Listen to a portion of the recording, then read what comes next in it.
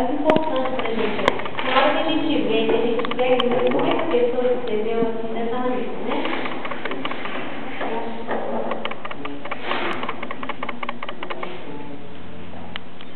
Glória a Deus aos homens de boa vontade. Anime-se sempre.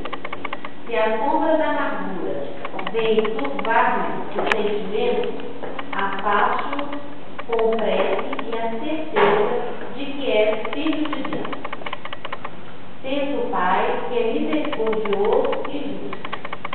Caminha segundo o bem. Não se desanime.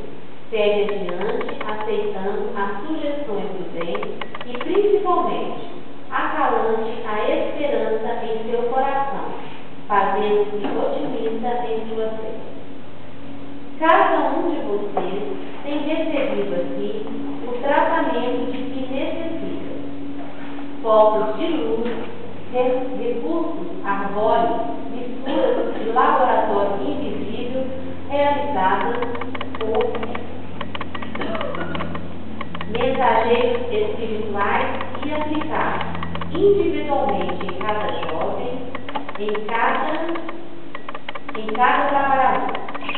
Estejam receptivos, sintam o bálsamo derramado em todos para dilatar suas capacidades espirituais. E em especial a você que deixou em casa quadros complicados de perturbação ou incompreensão, tranquiliza-te, pois equipes beneméritas ligadas ao colegial velam pelo ser. Segue na luz divina, hoje e sempre. Cuida dos seus pensamentos vigilantemente. Trabalha com suas palavras e ações e passando sempre um exercício. Imaginemos que o Cristo está do nosso lado fisicamente.